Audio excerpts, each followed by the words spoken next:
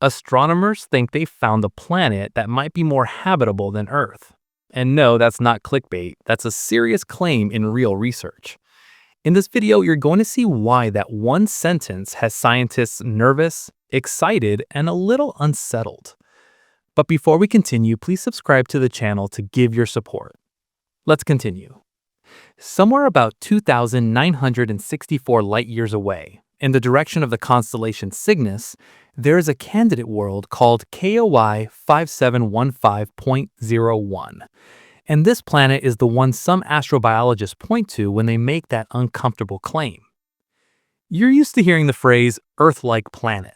It sounds safe, familiar, almost flattering, as if the best you can hope for anywhere else is close enough to Earth. This planet breaks that mindset. It's not presented as a clone, but as something that might be a statistical upgrade. It orbits a cooler, smaller, longer-lived star in a zone where liquid water is possible, with conditions that, on paper, are at least as good as Earth's and maybe slightly better for long-term life. So the story here is not, we found another pale blue dot. The story is, Earth may not be the top model. So what does more habitable actually mean? And how do you say that without drifting into science fiction hype?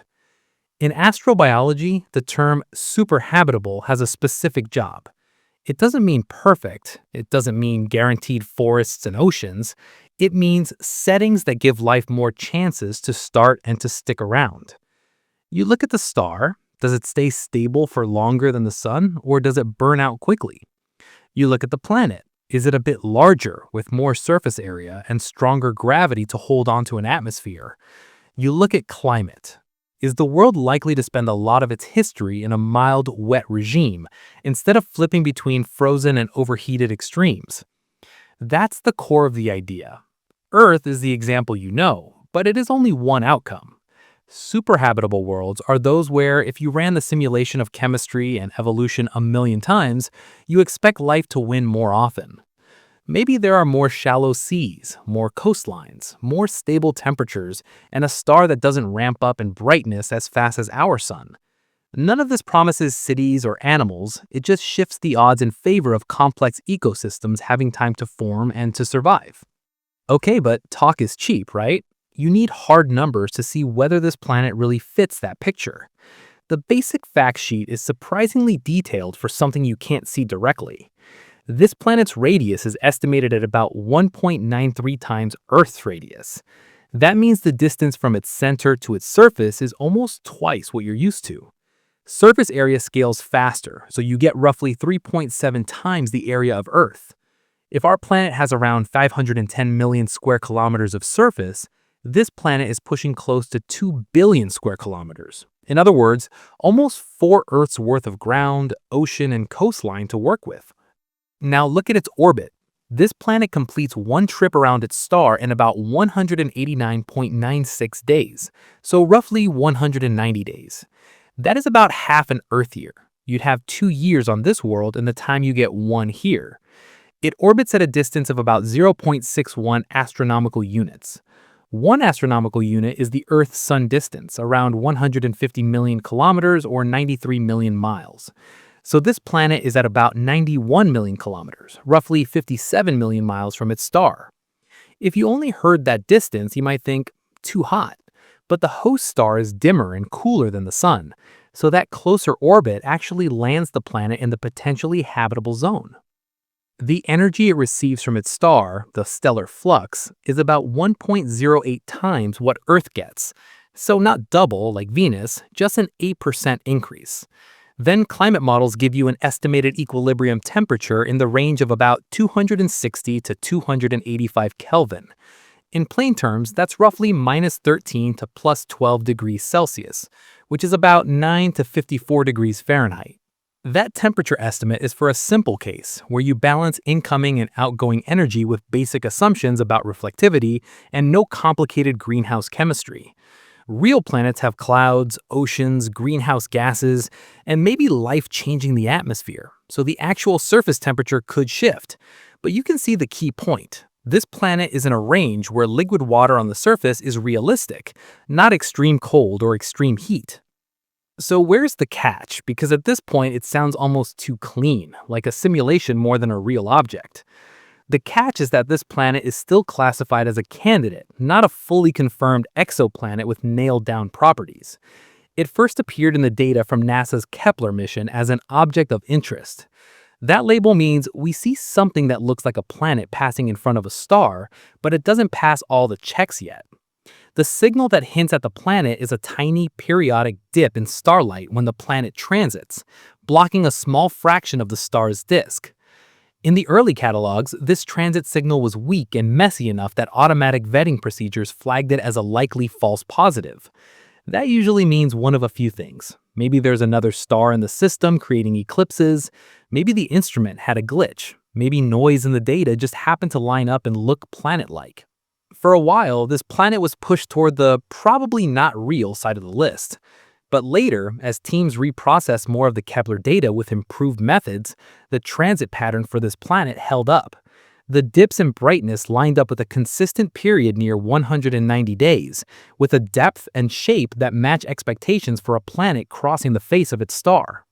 Because of that, this planet was moved back into the strong candidate category in updated catalogs.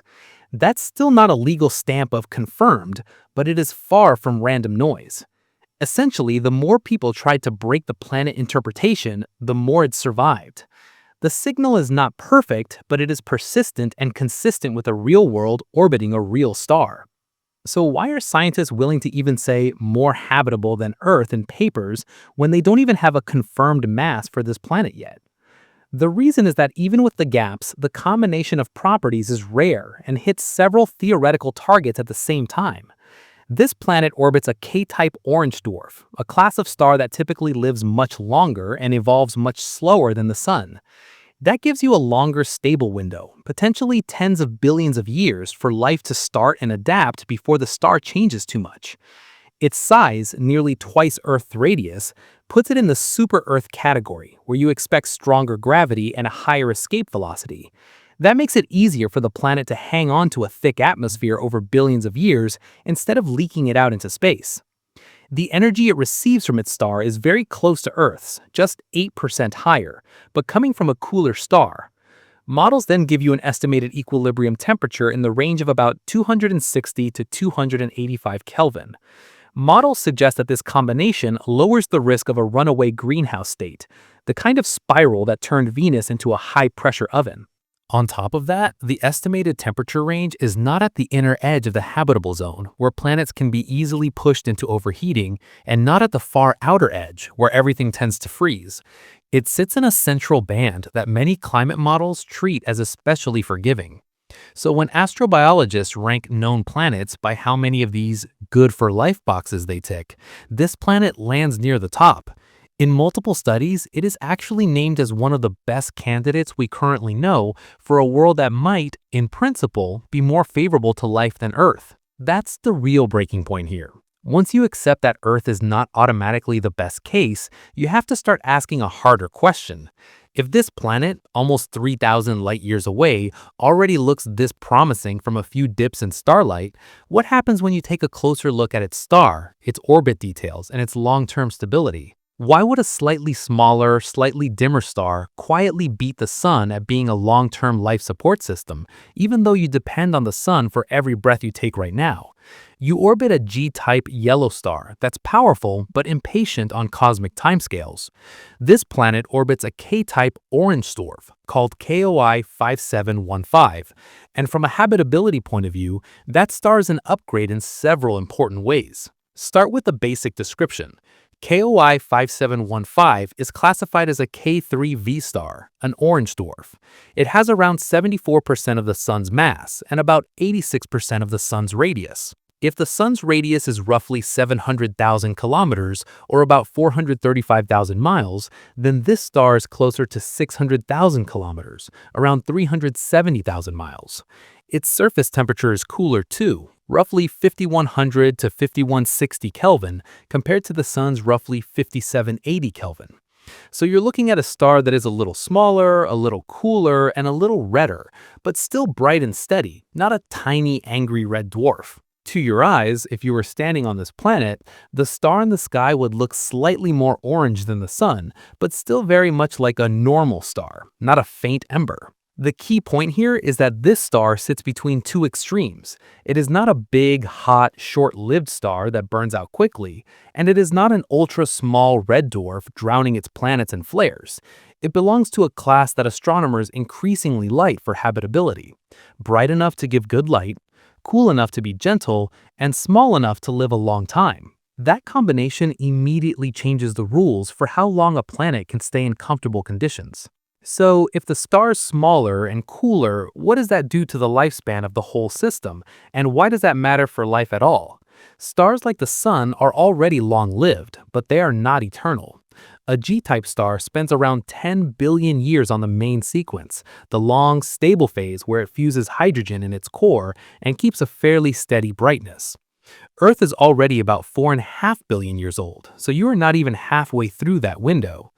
Over the next few billion years, the sun's brightness creeps upward, and at some point, that extra energy pushes Earth out of the safe range. A star with about 74% of the sun's mass burns its fuel more slowly. The rough trend in stellar physics is simple: lower mass, longer life. For a K-dwarf like KOI 5715, that can mean tens of billions of years on the main sequence, maybe 20 to 30 billion years before it starts to significantly change.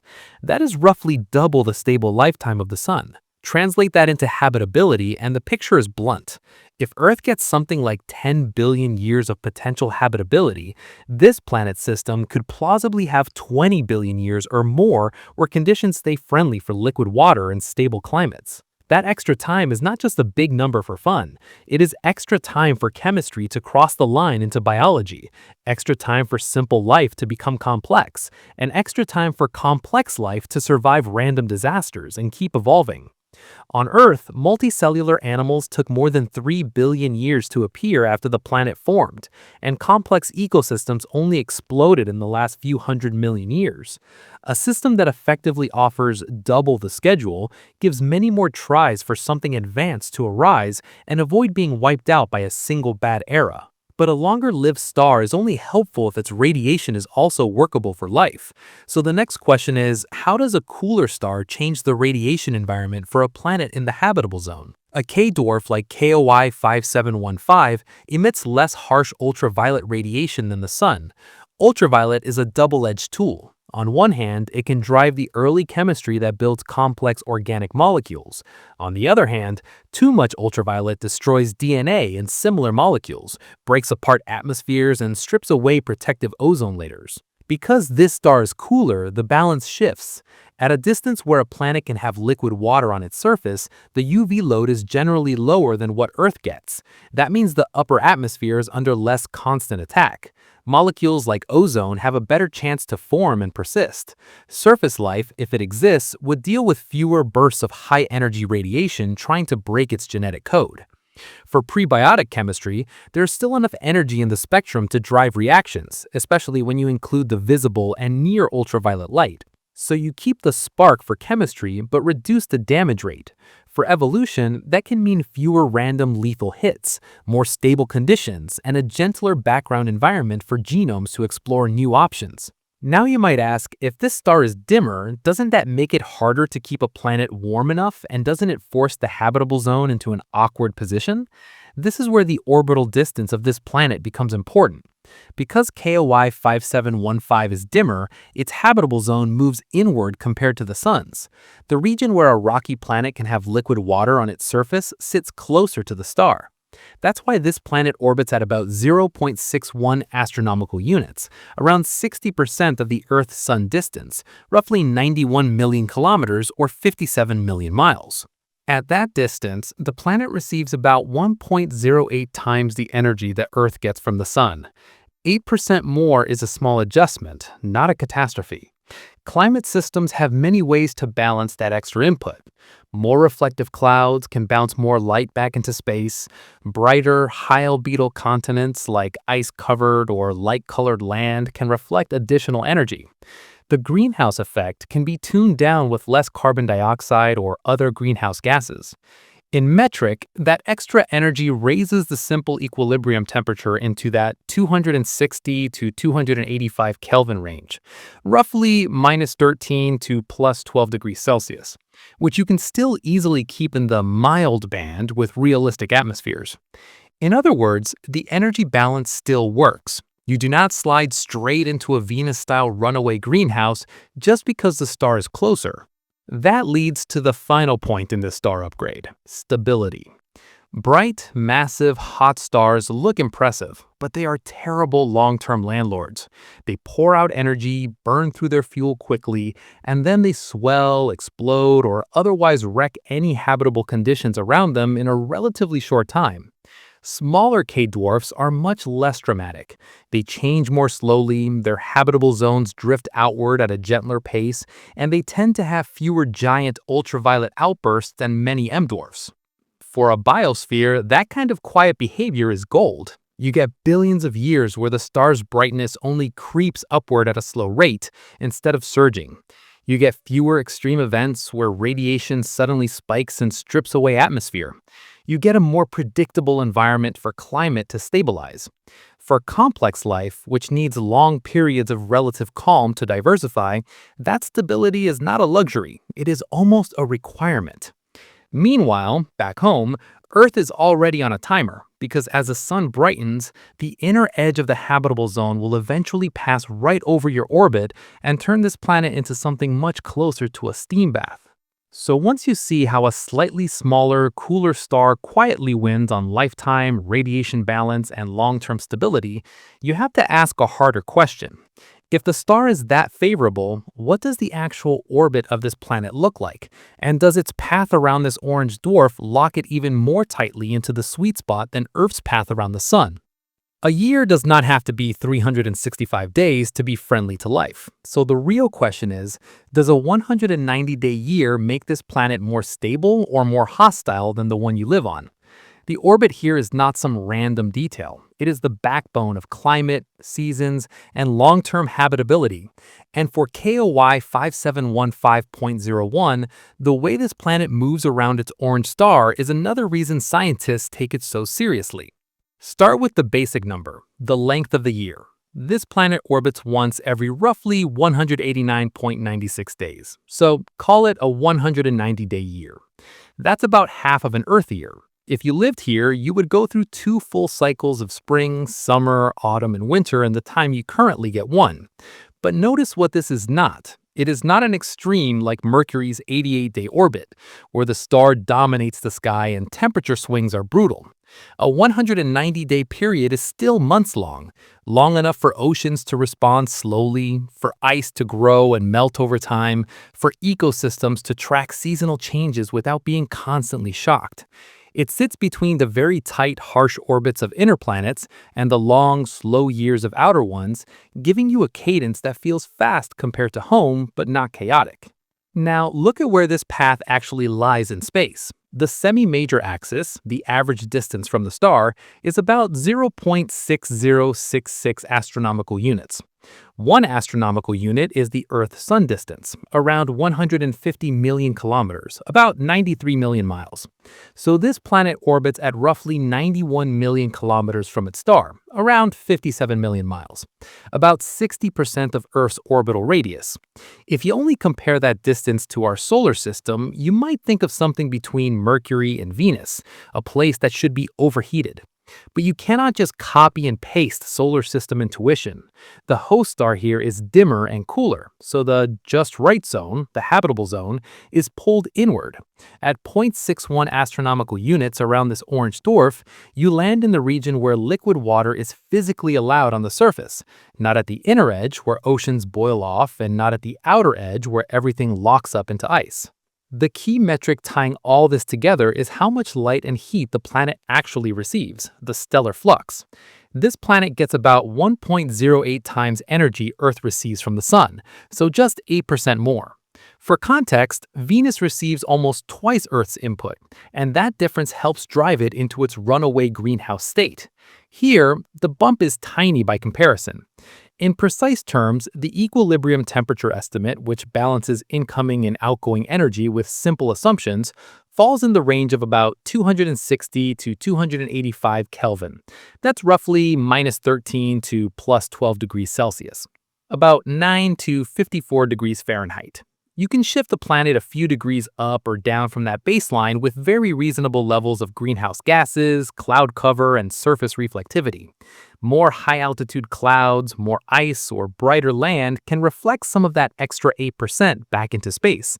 A slightly stronger greenhouse layer can trap a little more heat if things are too cold. In engineering terms, the climate control sliders still have plenty of room to move before you hit any catastrophic limit.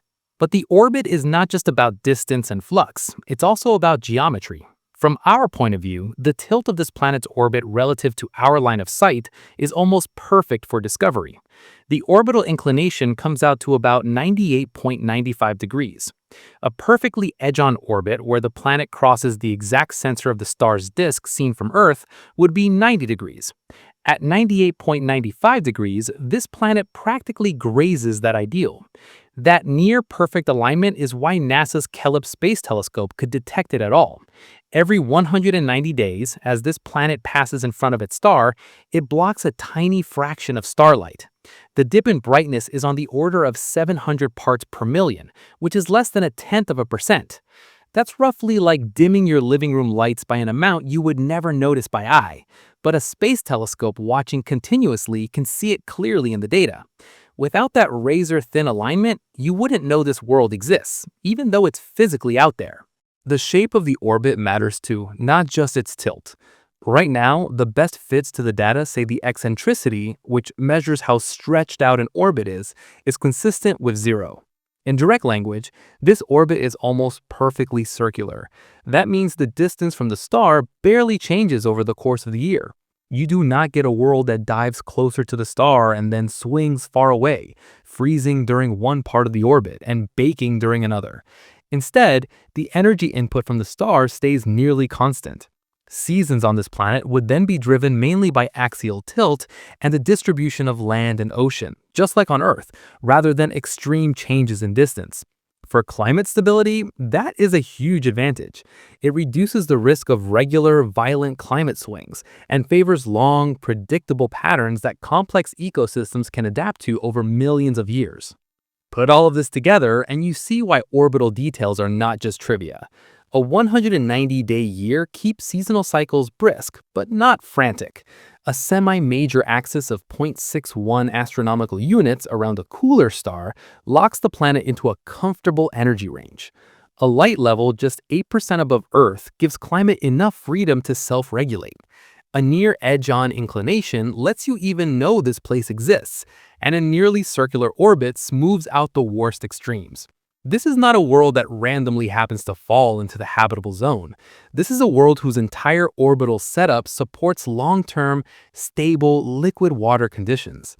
And once you see how well the path around the star is tuned, the next question hits harder, because now you have to ask what the surface itself is like. If the orbit and the star are both stacked in favor of life, what does it feel like to actually stand on this planet? On a world almost twice Earth's size, under heavier gravity, breathing denser air with nearly 4 times the surface area available for ecosystems to spread. You already know this world is not just a copy of home. So now the question is, what does it actually mean to live on something almost twice Earth's size, with stronger gravity and far more surface area to work with? KOI 5715.01 comes in at about 1.93 times Earth's radius, and that single number changes almost everything about life on the surface of this planet. Radius is not just a size brag, it controls surface area.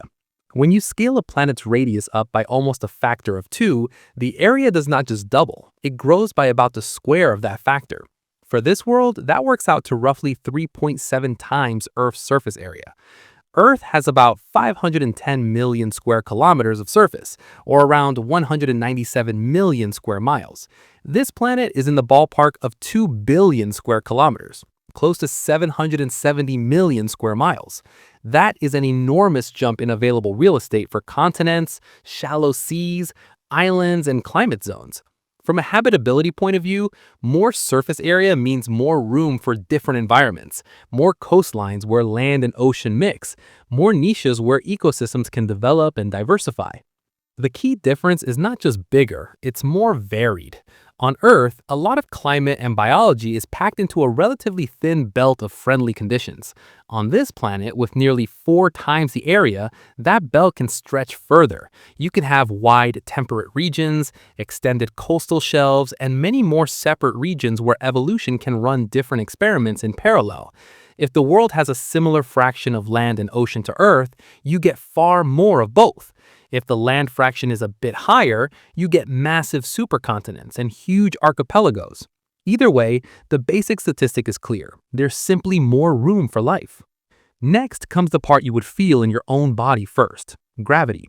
There's no direct measurement of this planet's mass yet, so scientists use models of rocky planets to estimate it. For a world with about 1.9 Earth radii that is mostly rock and metal rather than gas, those models suggest a mass somewhere in the range of 4 to 6 Earth masses. When you combine a larger radius with that higher mass, surface gravity probably lands somewhere around 1.3 to 1.7 g. In plain terms, if you weigh 70 kilograms on Earth, about 154 pounds, on this planet you could feel like you're carrying a body mass of roughly 90 to 115 kilograms, around 200 to 250 pounds. That does not pin you to the ground, but it changes the rules. Every step asks more from your muscles. Your heart has to push blood against a stronger pull. Jumps are lower. Falls hit harder. Long-distance running becomes more demanding. Human visitors would need serious conditioning, medical support, or even structural assistance to live comfortably here long-term. Native life, if it exists, would not see any of this as a problem. Evolution would favor shorter, stronger builds, denser bones, robust joints, and movement styles that don't waste energy fighting gravity. This higher gravity also shows up in something less obvious but crucial for habitability: atmosphere retention. To escape a planet into space, a gas molecule has to move faster than the planet's escape velocity. On Earth, light gases like hydrogen and helium can gradually leak away over billions of years because a fraction of their molecules reach that speed in the upper atmosphere. Heavier gases like nitrogen and oxygen are mostly safe, but you still lose some material to space. On a larger, more massive world like this planet, escape velocity is higher. Even fast-moving gas molecules have a harder time reaching the speeds needed to leave. That means this world is naturally better at holding on to a thick, stable atmosphere over long timescales. In habitability terms, that's a big win. A persistent atmosphere helps stabilize climate, spreads heat from equator to poles, protects the surface from radiation, and supports complex chemistry. A planet that can keep its air for tens of billions of years without bleeding it away into space gives life much more time to develop and survive. And then there's the shape of the surface itself, the balance between deep oceans and high continents. One concern with super-Earths is that they might accumulate so much water that they end up as global oceans with little or no dry land, just endless deep sea. That's not automatically a disaster for life, but it makes it harder to get certain chemical cycles going and harder to build complex land ecosystems. However, higher gravity cuts both ways. It can deepen ocean basins, letting a planet hold large volumes of water without drowning any landmass. It can also affect how high mountains can grow before the rock underneath starts to flow and compress. On this planet, stronger gravity tends to limit peak mountain height, but it also encourages broad, compressed ranges and deeper basins. That combination can create large, stable continental shelves and complex coastlines. Those coastal zones, where rivers bring nutrients into shallow, sunlit seas, are extremely productive on Earth. They support dense food webs, fast evolution, and strong feedback between land, ocean, and atmosphere. Multiply that by nearly 4 times the surface area, and you get a world with potentially huge stretches of prime habitat where land, sea, and climate interact. Finally, consider the weather under these conditions. More gravity plus a thicker atmosphere usually means denser air at the surface. Denser air can move more heat around, allow wind patterns to transport energy efficiently from hot regions to cold ones. Pressure gradients, the differences in air pressure between places, can drive strong winds and large storm systems. But the presence of a deep, thick atmosphere also means that temperature swings between day and night or between seasons can be more buffered. You can have powerful storms, but the environment between them is less extreme than on a thin air world like Mars. For flying organisms, denser air changes the engineering. Wings can generate more lift at lower speeds, so gliding and controlled flight become easier in some ways. Even though gravity pulls harder, you trade higher weight for better support from the air. For climate, denser air and more mass in the atmosphere allow more gradual changes. Heat stored in the air and oceans does not spike or crash as quickly. That supports long-term climate stability, which is exactly what complex life prefers. Put all of this together and you get a picture of a world that is tougher on unadapted humans, but better, on average, for life as a whole.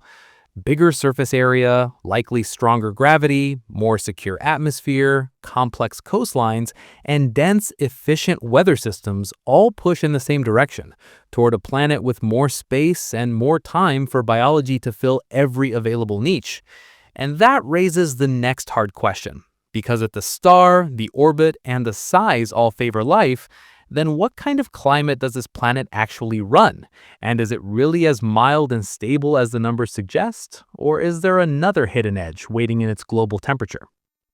How do you feel about the idea that the perfect climate for life might not be Earth's? That another world quietly runs a cooler, more stable thermostat that could beat our planet over billions of years? In the papers that talk about KOI 5715.01 as a superhabitable candidate, this planet is not described as a tropical paradise. It's described as mild, slightly cool, and very, very friendly to long-term biology. Start with the headline number because it's simple and brutal. Some astrobiology work quotes an estimated average surface temperature for this planet of about 11.6 degrees Celsius, roughly 53 degrees Fahrenheit. Earth's global average is about 15 degrees Celsius, around 59 Fahrenheit. So this planet, if those models are right, runs just a few degrees cooler than home. Not frozen, not a snowball, just shifted a bit toward the cool side. Think about somewhere like Northern Europe on a typical day, not Antarctica and not the Sahara. You still get liquid water, rain, forests, grasslands, and oceans, just with fewer huge hot zones baked to the edge of tolerance. Now, where does that number actually come from, and how solid is it? Underneath that average, you have the so-called equilibrium temperature, the temperature a planet would have if it were a simple ball, reflecting some percentage of light and radiating heat away, with no complicated atmosphere. For this planet, that equilibrium is estimated to fall in the range of about 260 to 285 Kelvin. In more normal words, that's from roughly -13 up to +12 degrees Celsius, about 9 to 54 degrees Fahrenheit. Those values come from knowing how much energy the planet gets from its star, how far away it orbits, and what kind of reflectivity you assume. But real planets are not simple balls. Real worlds cheat. They have greenhouse gases like carbon dioxide and methane. They have water vapor. They have clouds that reflect some light and trap some heat. They have oceans that store and move enormous amounts of energy. On Earth, that bare rock equilibrium temperature would leave the planet mostly frozen, but our atmosphere pushes the actual surface average up to around 15 degrees Celsius. The same thing would happen here. That 260 to 285 Kelvin band is the starting point, not the final result. Depending on how thick the atmosphere is, how much water is in the air, and how many reflective clouds form, this planet could host anything from cool, temperate forests to slightly warmer, moister climates that still stay far away from Venus-level extremes. So if it's a bit cooler on average than Earth, doesn't that automatically mean worse for life? Not necessarily. On Earth, some of the most productive ecosystems per square kilometer are actually in temperate regions, not at the equator. Tropical rainforests are extremely productive, but equatorial zones also include huge deserts and overheated seas. In contrast, temperate zones with regular rainfall, moderate sunlight, and stable seasons can support dense plant growth, rich soils, and complex food webs. If this planet trades some of Earth's hottest, driest belts for wider, cooler, temperate bands, the total biomass could easily go up, not down. You would see fewer dead zones of extreme heat and dryness, and more land sitting in that comfortable range where water is liquid, plants can photosynthesize efficiently, and animals do not constantly fight heat stress. Spread that across almost 4 times Earth's surface area, and you start to see why a small temperature shift can mean a huge difference in global habitability. The big fear with planets that get a bit more light than Earth is the runaway greenhouse effect, the process that likely helped turn Venus into a world with surface temperatures hot enough to melt lead and pressures about 90 times Earth's.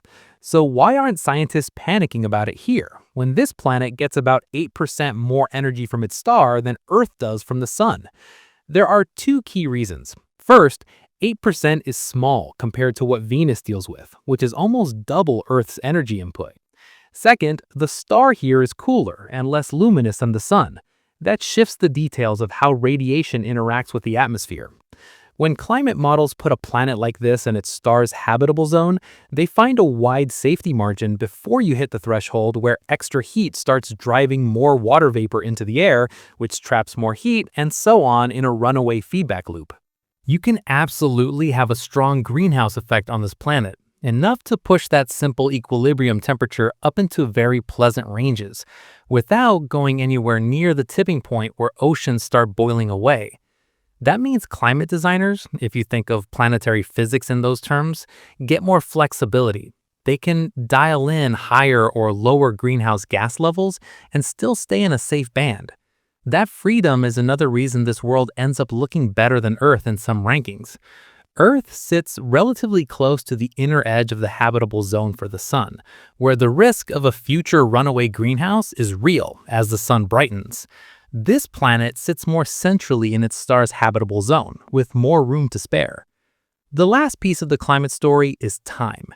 Climate is not just about what the thermometer says today, it's about how fast that reading drifts over millions and billions of years. Here, this planet benefits from 3 big things you've already seen: a cooler star, a slightly cooler average climate, and stronger gravity that likely supports a thicker, more stable atmosphere. A cooler K-type star brightens more slowly over its lifetime than the sun, so the habitable zone around it moves outward at a gentler pace. That means this planet spends more total time in the comfortable band where liquid water can exist. Because the estimated average temperature is a bit lower than Earth's, it also has extra room to absorb slow warming over billions of years before pushing into dangerous territory. On top of that, the likely thicker atmosphere, locked in by higher gravity, resists being stripped away by stellar winds and radiation. You don't suddenly lose your climate regulator because the air disappears into space. When you combine all of that, you get a picture of climate evolution that is slower and calmer than Earth's. Fewer wild swings from globally frozen states to intense greenhouse phases. Fewer chances for the star to shock the planet's atmosphere into a new hostile regime.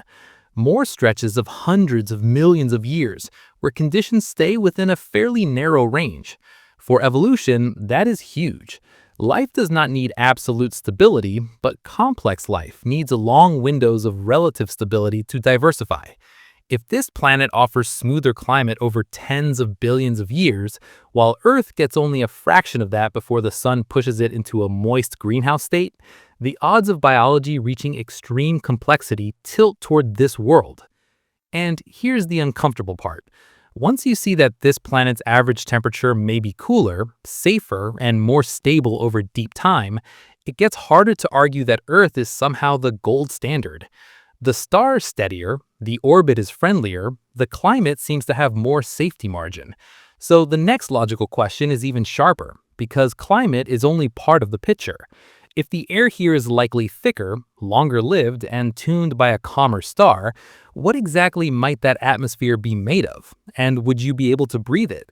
Or would this better world still be lethal to a human lung?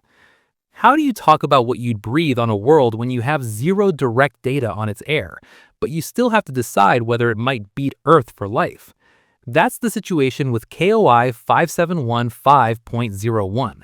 And this planet forces you into a strange game. Hard facts on one side, best guess physics on the other, and no actual spectrum of its atmosphere in between. Here's the blunt truth first. You actually know almost nothing directly about the air of this planet. No telescope has separated the planet's light from its star to look for gas fingerprints.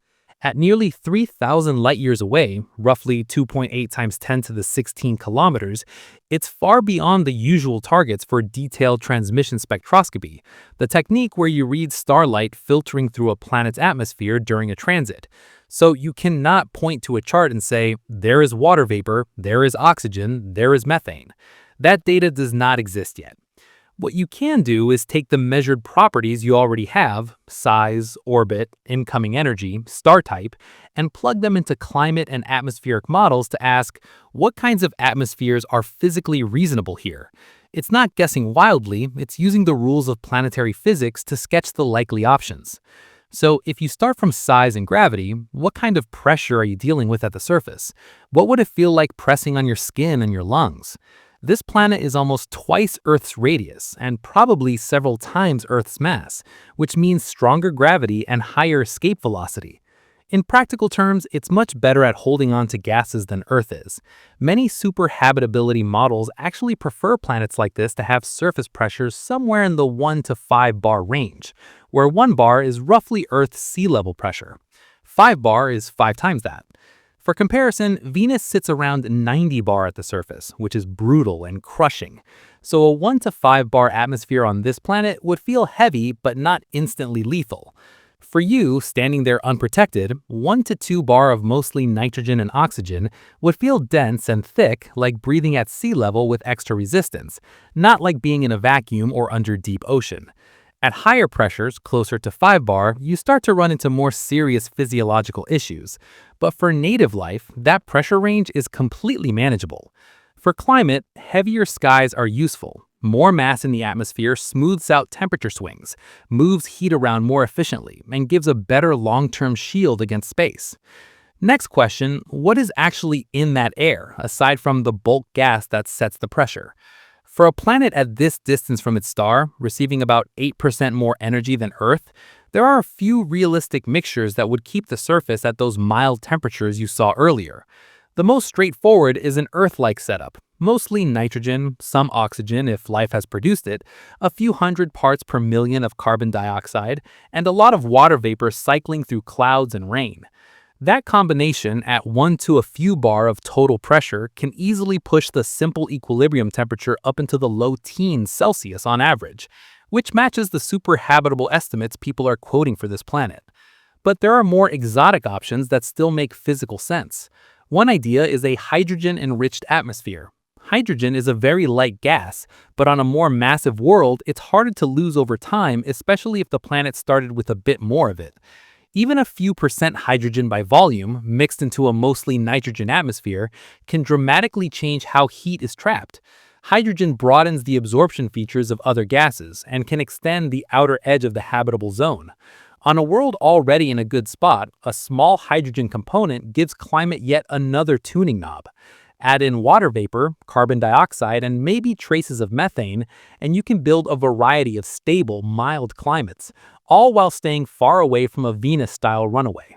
Radiation from the star sets another boundary. How well can this planet build and hold an ozone layer?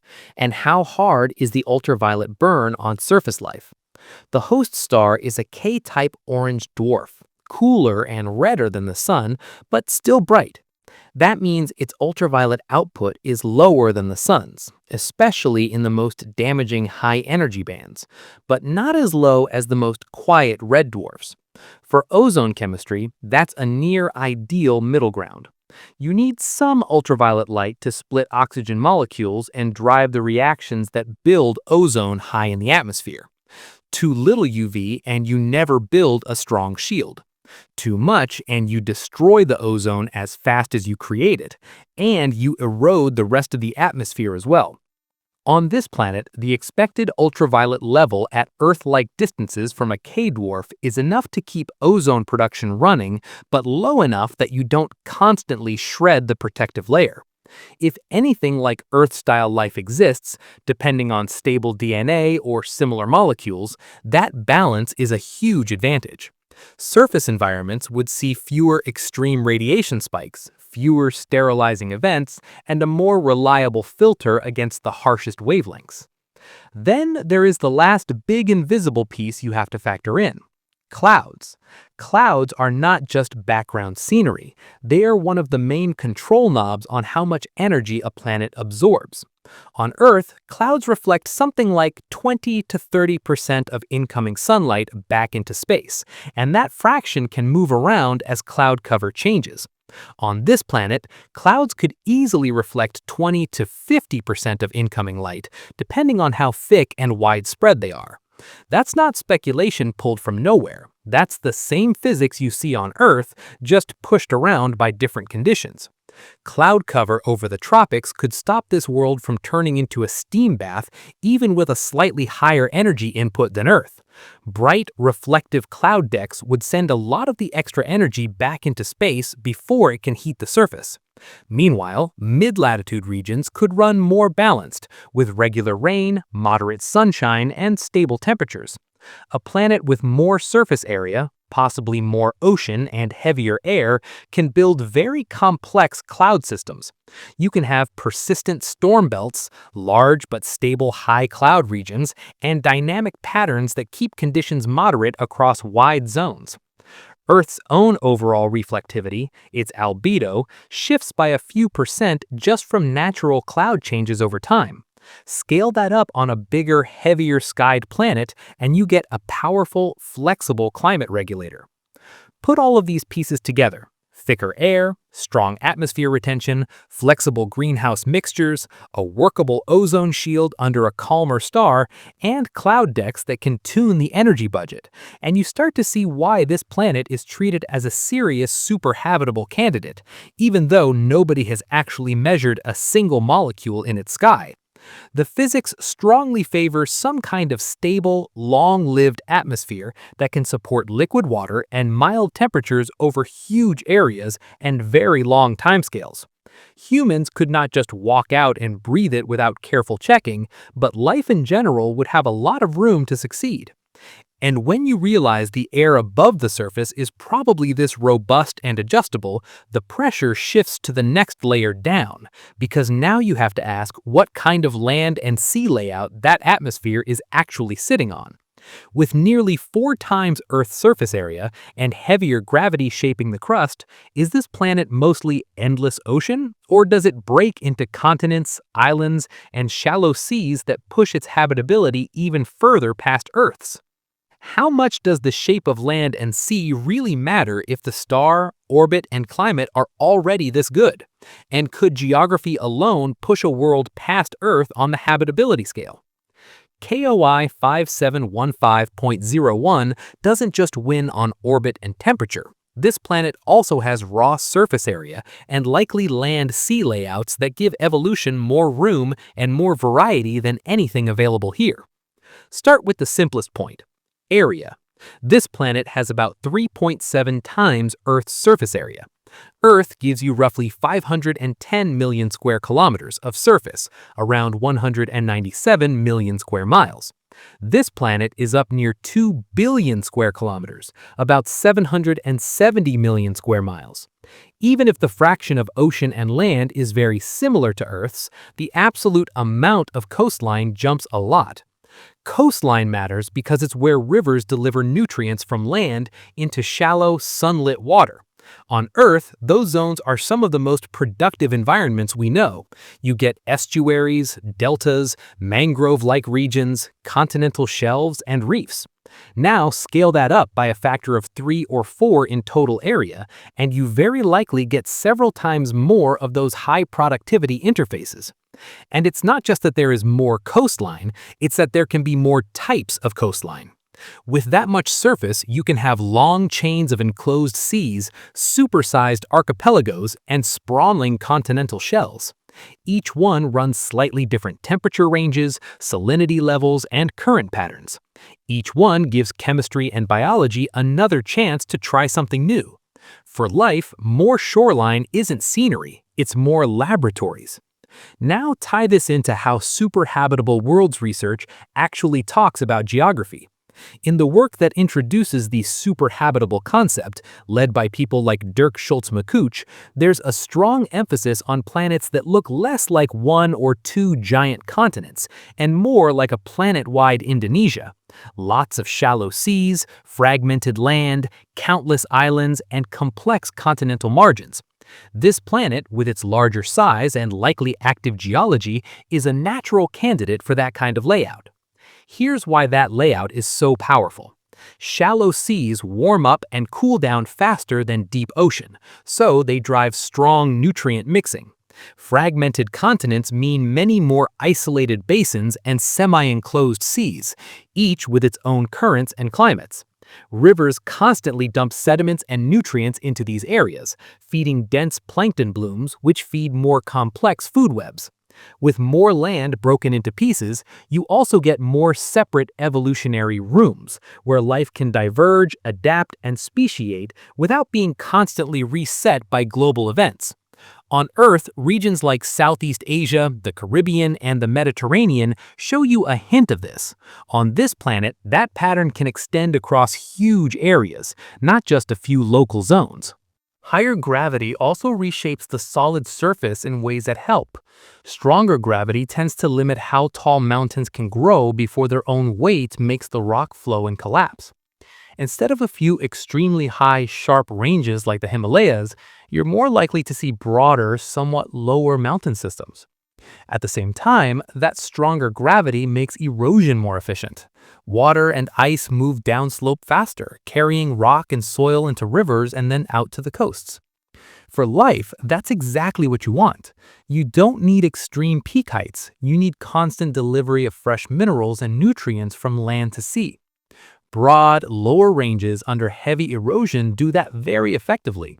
Sediments feed river deltas, deltas feed coastal shelves, and those shelves become huge shallow platforms covered in sediment-rich water under plenty of light. That's where photosynthetic life can explode in density. On Earth, continental shelves are a small fraction of ocean area, but a huge fraction of marine productivity. Scale that up on this planet, and you massively increase the total engine power of the biosphere. Cooler global temperatures and the slightly different energy balance also affect ice. With a global average perhaps a few degrees cooler than Earth's, you expect more ice at high latitudes on this planet than you have here right now.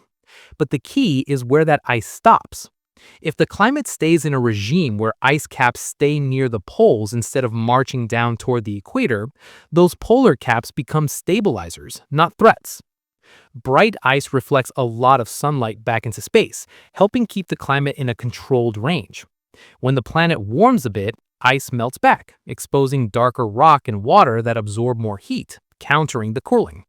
When the planet cools, ice grows, boosting reflectivity and preventing runaway freezing. On Earth, the long-term climate history, including Snowball Earth episodes hundreds of millions of years ago, shows how ice, weathering, and carbon dioxide interact. You get cycles where ice advance and retreat help regulate how much CO2 stays in the atmosphere. A planet with slightly cooler average temperatures, larger polar regions, and strong erosion can run that stabilization loop very efficiently over billions of years. The last big piece is dry land versus deserts.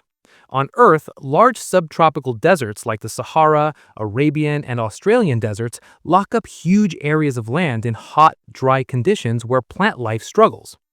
Those deserts are strongly connected to the way Earth's atmosphere circulates and to the distribution of continents and oceans. On this planet, several factors can push things in a different direction. More total ocean area, different land placements, and denser air all modify wind patterns and rainfall belts.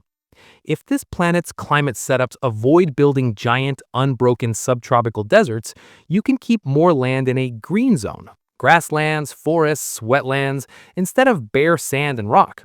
You still get dry regions, but they may be smaller and more fragmented, with more oases and more seasonal rainfall. That translates directly into higher net primary productivity per square kilometer over land. which means more biomass, more food for complex ecosystems, and more opportunities for evolution to explore new forms and behaviors. So when you stack it up, more total surface, more coastlines, broad eroding mountain ranges feeding nutrients, polar ice that stabilizes rather than suffocates the climate, and potentially fewer huge deserts, this planet's geography stops being just a backdrop and becomes one of its main advantages. Earth gives life a decent mix of continents, oceans, and climates. This world, by sheer size and physics, can give life more of everything it likes and less of what it struggles with. And once you see how much extra room and structure this geography offers, the obvious next step is to ask how much life a setup like this could really support. If you give biology more area, more coastlines, a calmer star, and a thick, stable atmosphere, does the biosphere on this planet just match Earth's? Or could it grow into something so massive and diverse that our entire planet starts to look underdeveloped by comparison? How much life can a world actually hold before it starts to feel crowded? And does this planet quietly blow past Earth's limits just by having more room and better conditions for growth? When you put the pieces together, the picture that emerges is not a simple, similar to Earth world. It's a place where the biosphere, if it exists, could be larger, denser, and more persistent than anything you've ever seen here. Start with the basic math. This planet has roughly 3.7 times Earth's surface area. If you kept everything else the same productivity per square kilometer of forest, ocean, and soil, you already get almost 3 to 4 times the total capacity for living matter. Earth's forests, grasslands, oceans, and microbial mats add up to a huge amount of carbon locked in life. Multiply that by nearly 4, and you are talking about a biosphere that, in raw tonnage, could completely overshadow Earth's. And that's the conservative case, where you assume this planet is only as efficient as home. But you've already seen how geography and climate probably push that efficiency higher. More coastline means more shallow, nutrient-rich seas. Milder global temperatures mean fewer dead zones of extreme heat or cold, and more land sitting in the comfortable range for plants and microbes. A thicker, more stable atmosphere means fewer massive climate crashes.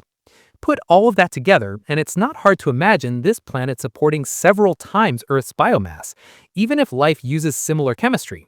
It has more room, more stable energy, and more ways to recycle nutrients, so biology can simply occupy a bigger share of the physical planet. Of course, all that extra area only matters if there is enough light to power photosynthesis, so the next problem is simple and sharp. Does orbiting an orange star help or hurt the basic process of turning light into chemical energy? The host star, KOI 5715, is a K-type dwarf, cooler and redder than the Sun. Its peak emission is shifted toward longer, redder wavelengths. That changes the game for photosynthesis, but it doesn't block it. On Earth, the dominant pigment in plants, chlorophyll A, is tuned for the sun's spectrum, with strong absorption in blue and red parts of the visible range and reflection in green. But that's just one evolutionary solution. Even here, right now, you already have organisms that use different strategies. Purple bacteria and some cyanobacteria use pigments that harvest red and near-infrared light very effectively. In low-light, red-shifted environments, they take over niches where standard green plants don't operate as well. On this planet, under a K-dwarf, the entire spectrum of available light is shifted toward those redder wavelengths. That doesn't cut off energy, it just favors different pigments. Instead of a planet dominated by green leaves optimized for a sun-like spectrum, you'd expect a spread of pigment systems tuned to orange and red light, and maybe into the near-infrared. Photosynthesis would still run the same basic trick. Grab photons, use them to move electrons, store energy in chemical bonds. But the exact colors you see in the dominant organisms could be very different. For life, the star spectrum is not a barrier. It's one more parameter to adapt to, and in many ways it's a comfortable one. Plenty of photons, less harsh ultraviolet, more stable over time. But light and space are only two axes. The third is time, and this is where the numbers turn quietly brutal. Estimates put KOI 5715.01 system age at around 5.5 billion years, while Earth is about 4.54 billion years old. That's almost a billion extra years for this planet to sit in roughly stable conditions. On Earth, for more than half of our history, life was microbial. Complex multicellular organisms only appear in the fossil record in a big way in the last 600 million years or so. Large animals with skeletons, complex plants on land, and big ecosystems are all extremely recent in planetary terms. Now take a world like this planet and give it an extra billion years on top of that under a calmer star, with a thicker, more secure atmosphere and a climate that likely changes more slowly. You simply have more time for chemistry to find the path into life, more time for simple cells to evolve into complex ones, and more time for ecosystems to branch and diversify. Every evolutionary transition that was squeezed into a shorter window on Earth gets extra attempts here. Mutations, selection, and ecological interactions can explore more options. In statistics terms, you just ran more trials. And that's assuming the ride has been as rough as Earth's, which it probably hasn't. On this planet, the combination of a smaller, calmer star, a more massive world, and a thick atmosphere hints at fewer catastrophic resets. Earth has gone through at least 5 major mass extinctions that we know of, events that wiped out huge fractions of existing species and forced evolution to rebuild from whatever survived. Some were driven by asteroid impacts, some by massive volcanic events, some by climate swings or changes in ocean chemistry. Each one erased large parts of the biosphere and shut down entire evolutionary branches. A system like this planet's, if it really is less chaotic, should see fewer of those full resets. A calmer star means fewer superflares and lower long-term radiation damage. Stronger gravity and a different location in its system could mean a lower rate of giant impacts after the early formation period. A thicker atmosphere means the surface is more insulated against smaller impacts and against harsh radiation episodes. You still get change, you still get extinctions, but the curve of complexity over time likely looks smoother, with fewer sudden vertical drops. Complexity can build in longer, more continuous runs instead of being knocked back to simpler forms over and over. So, with more room, more biomass, more time, and fewer resets, you eventually end up at the question most people really care about but rarely say out loud. Does that make intelligence more likely here than on Earth? The honest answer is that nobody knows how hard intelligence is as an evolutionary step. It might be extremely rare even on planets with perfect conditions, but you can say one thing very clearly. If you increase the total biomass, increase the number of distinct habitats, increase the duration of stable conditions, and reduce the frequency of planet-wide disasters, you increase the total number of evolutionary lottery tickets being played. On Earth, only a few lineages have even approached human-level intelligence, and only one built technology that can send radio waves and rockets into space. On this planet, you have almost 4 times the surface for ecosystems to fill, probably more productive coastlines, longer stretches of stable climate, and a star that stays in the right range for tens of billions of years. That means more chances for nervous systems to grow complex, more opportunities for social behavior to evolve social behavior, more time for tool use and communication to ratchet upward through trial and error. None of that guarantees spacefaring civilizations, but it moves the odds. If intelligence is rare, but not absurdly rare, if it's the kind of thing that happens once in a huge number of viable lineages, then superhabitable worlds like this are precisely where you'd expect it to show up first. These are the planets that should, in theory, be loud on the cosmic scale, with big biospheres and maybe even technology leaving signatures in their atmospheres or their radio environment. And that's where the tension spikes, because now you have a world that seems almost designed to maximize life and maybe intelligence, yet all you have from it so far is a tiny dip in starlight every 190 days. So the obvious next question is brutal. If this planet is one of the best bets for a truly lush, possibly intelligent biosphere, how close did we come to missing it completely in the data? And how many other better-than-Earth worlds have already slipped through our fingers without us even noticing? How close did we come to never knowing this place even exists, even though our best telescope was staring right at it for years? The only reason you've even heard the name KOI 5715.01 is because this planet survived a long chain of chances in the Kepler data, and at one point it was literally on track to be thrown out as noise. The story of how it was almost lost tells you something uncomfortable, not just about this world, but about how many other better-than-Earth worlds have already been buried in old files. Start with what Kepler actually did, because it was not a pretty picture mission. It was a statistics machine. NASA's Kepler Space Telescope locked its gaze on a single patch of sky, watching more than 150,000 stars over and over for years. It wasn't taking photos in the normal sense. It was measuring brightness over and over again, hunting for tiny, regular dips. Every time a planet passes in front of its star from our point of view, the star's light drops by a fraction of a percent for a few hours. For a small planet, the signal is tiny, hundreds of parts per million, buried in the star's natural flicker and instrument noise. The whole job of Kepler software was to sift those brightness curves and say, there is a real repeating dip here, and then turn that into a list of objects of interest. This planet first appears in that list as one of those objects of interest. It shows up because every 190 days or so, the star KOI 5715 gets slightly dimmer by about 700 parts per million for a short time. That pattern is exactly what you expect if a planet almost twice Earth's size crosses the star's disk from our line of sight. But the problem is, the data are not clean, and not every dip is a planet. Eclipsing binary stars can mimic that signal. Background stars in the same pixel can fake it. Instrument glitches can create transit-like events that have nothing to do with real worlds. So in 2015, when the catalog that included this planet was published, it did not go in as a confident detection. It went in with a warning label. The automated vetting tools that checked for alternate explanations flagged the signal as a likely false positive. That means the algorithms decided that an eclipsing binary or some other non-planet scenario was more probable than a real planet.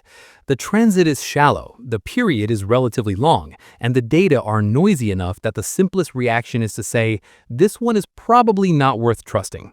On paper, this planet is basically pushed toward the edge of the trash bin, lumped in with doubtful cases.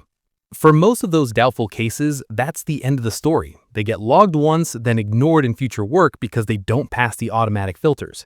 But in 2016, a group took another run at Kepler's huge list of candidate signals, using a different angle of attack. Instead of just looking at whether a star's brightness dipped, they looked at when those dips happened, the transit timing. For a real planet on a stable orbit, the transits should line up with a consistent period. For stellar noise or weird binary systems, you often get irregular patterns, shifts, or shapes that don't match simple orbital motion. When they ran that analysis over thousands of Kepler objects, this planet's pattern came back looking much more like a real world. The dips in starlight recurred at intervals of about 190 days, with a regularity you don't expect from random variability. The transit depth was also consistent with a planet of the size you now associate with this world, now with this second star of comparable size dimming the system. In other words, when you stopped treating the signal as a one-off and instead asked whether it behaved like the clockwork of an orbit, it started to pass that test. That was enough to pull this planet back into serious consideration, but it still wasn't done. In 2018, another major reprocessing of Kepler's discoveries happened, this time with updated pipelines feeding into the official NASA exoplanet archive. The new tools were better at separating real planetary signals from instrumental artifacts and from astrophysical false positives. They took into account more subtle patterns in the light curves, better models of the noise, and more cross-checks between different datasets. In that round, this planet was upgraded again from likely false positive into the more respectable candidate planet category. That label still stops short of full confirmation. You'd want an independent check, ideally from radio velocity measurements or other methods. But it moves the world into the likely real column. When exoplanet researchers run their statistics and build lists of promising targets, they look at this candidate list, not the reject pile. So this planet goes from almost being discarded to being one of the systems professionals actually talk about when they discuss superhabitable worlds. The pattern here should bother you. You're not dealing with some ultra-fringe signal that barely exists. You're dealing with a strong candidate for a world more favorable to life than Earth, and it still almost got dropped at the first pass because its signal was just awkward enough to confuse early algorithms. The only reason it came back was that people went back into the archive with improved tools and asked slightly different questions. So the real punchline in this detection story is not just we almost lost this planet. The deeper question is, how many similar or even better worlds did we never rescue? Kepler watched more than 150,000 stars for years, and its automated vetters had to work through millions of potential dips. Any borderline case, any signal that was a bit noisier or a bit more irregular or a bit weaker was easy to mark as probably not real and move on from. This planet, with its neat 190-day period and strong theoretical habitability, got lucky enough to be rechecked. If a world this promising was almost written off as noise, you have to accept that the current catalog of best habitable candidates is probably incomplete. There may be other super-Earths around K-dwarfs with similar or even better parameters in this planet that are still hiding in Kepler data or test data, or simply never made it out of the false positive category. When you hear that this planet ranks near the top of known habitable candidates, you need to remember that known is doing a lot of work in that sentence. And that brings you to an even sharper point, because this planet is not just one promising world on its own. It sits next to other heavy-hitter candidates like Kepler 452b and KOI 4878.01 on various lists. If we're already missing or almost missing worlds like this in the data, then how confident can you really be in any ranking of best-known habitable planets? And where exactly does this world sit when you put it head-to-head against the other supposed better-than-Earth contenders? When you line up the strongest better-than-Earth candidates side by side, you don't just want nice headlines. You want to know which ones actually win on the numbers. And this is where KOI 5715.01 starts to separate from the pack. This planet shows up on the same shortlists as famous names like Kepler 452b and KOI 4878.01, but it isn't just another random Kepler super-Earth. It combines three things that the superhabitable criteria love: a long-lived K-dwarf star, a super-Earth radius that boosts surface area and atmosphere retention, and a stellar energy input that stays very close to Earth's, only about 8% higher. Most candidates hit one or two of those points. This planet hits all three at the same time. Take Kepler 452b first, because that one often gets called Earth's cousin or Earth 2.0 in popular coverage. Kepler 452b orbits a Sun-like G-type star at about 1.046 astronomical units. Its radius is around 1.63 times Earth's radius, and it receives about 1.1 times Earth's energy flux. So on paper, it looks very Earth-like in orbit and energy, slightly smaller than this planet, and probably in the rocky super-Earth range as well. The problem is its star. Kepler 452's star is older and more luminous than the Sun. That pushes its habitable zone outward faster and increases the risk that Kepler 452b is already close to or inside a moist greenhouse regime, the step before a full runaway greenhouse like Venus. If the star has been bright for longer than over billions of years, that extra flux can drive more water vapor into the atmosphere and gradually strip away oceans. This planet, by contrast, gets similar stellar flux to Kepler 452b, roughly that 8 to 10% above Earth, but from a cooler K-dwarf that evolves more slowly. The habitable zone moves outward at a slower pace. The risk of being pushed into a moist greenhouse early is lower. Over tens of billions of years, that difference matters more than the small radius gap between 1.63 and 1.93 Earth radii. Kepler 452b feels like a world that might have been great, but is already sliding toward the inner edge problem. This planet looks like a world that sits more comfortably in the middle of its habitable zone, with more time left on its clock. Now look at KOI 4878.01 and similar candidates, because these are the ones that look scarily Earth-like on first inspection. KOI 4878.01 has a radius and orbital period very close to Earth's, and it orbits at a distance comparable to 1 astronomical unit. If you only looked at those basic numbers, you'd think this is as close as you can get to a duplicate of home. But again, the star category breaks the symmetry. KOI 4878.01 circles an F-type star, which is hotter, more massive, and shorter-lived than the Sun. F-type stars put out more ultraviolet radiation and burn through their fuel faster. Their habitable zones exist, but they do not last as long, and the radiation environment is harsher. This planet makes a different trade. It gives up exact Earth mimicry in radius and period, and instead optimizes the long-term environment. The K-dwarf host means a calmer, longer habitable window. The slightly larger radius means more surface for ecosystems and better atmosphere retention. You lose the nice talking point of Earth twin, but gain a world that fits the superhabitable template much better, slightly bigger, orbiting a slightly cooler star, in a position with a comfortable energy margin. The whole point of superhabitability is to stop judging worlds by how close is this to Earth in 1 or 2 parameters and start asking how good is this overall for deep time biology. On that metric, this planet pulls ahead. You see the same pattern when you scan more broadly across Kepler and similar catalogs. Many candidates cluster around Sun-like hosts because those are easy to model and they make for simple messages, another Earth around another Sun. But as more work goes into the statistics of habitability, K-dwarfs start climbing the rankings. They give you good light levels, long main sequence lifetimes, and moderate flare activity. They are not as flare-crazy as many M-dwarfs, and they don't rush through their fuel like F-type stars.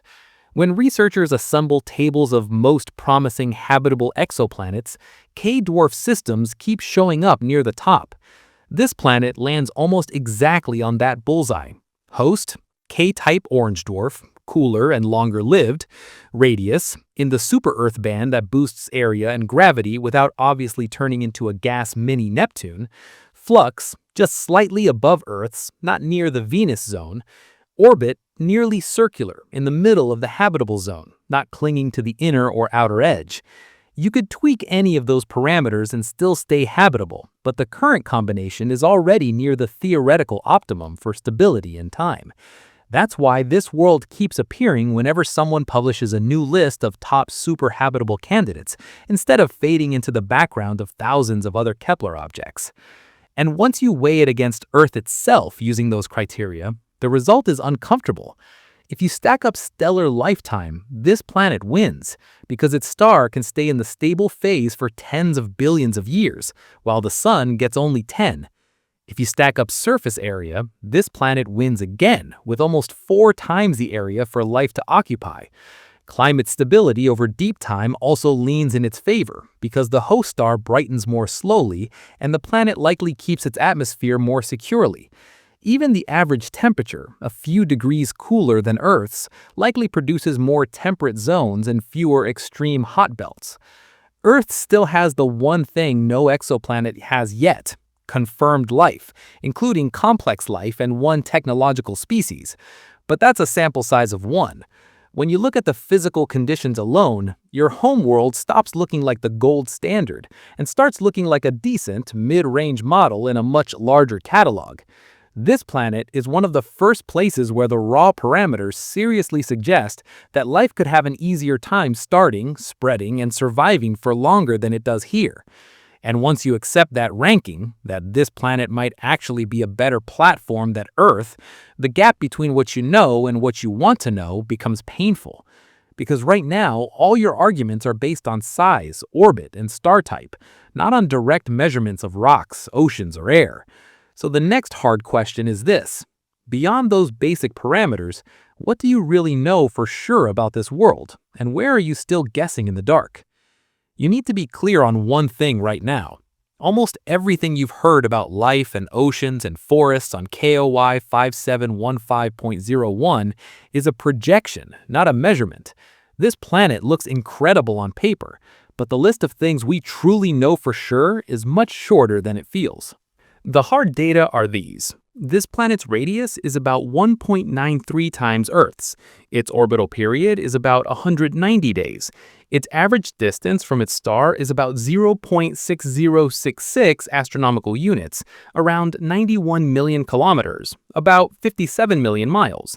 From that distance and the star's brightness, you get an equilibrium temperature around 260 Kelvin, which is roughly minus 13 degrees Celsius, about 9 degrees Fahrenheit, before you add any greenhouse effect.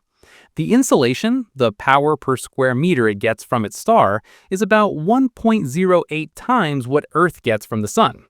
The host star is a K3V orange dwarf, smaller and cooler than the Sun, and the system is about 2,964 light-years away. That's the core: radius, period, orbit, incoming energy, star type, distance. Everything else you've heard is built on top of those numbers, not on direct images. The immediate gap is mass. You don't actually know what this planet weighs. There's no good radial velocity detection yet, no precise wobble of the star measured that could tell you how massive the planet is. Without mass, you don't know the true density, and without density, composition is guesswork. A 1.93 Earth radius world could be a rocky super-Earth with an iron core and silicate mantle, something like a scaled-up version of home.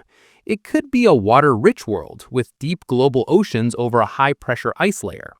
In the worst case for habitability, it could be what people call a mini Neptune, a rocky or icy core wrapped in a thick layer of volatile gases like hydrogen and helium, with no solid surface at the pressures you care about.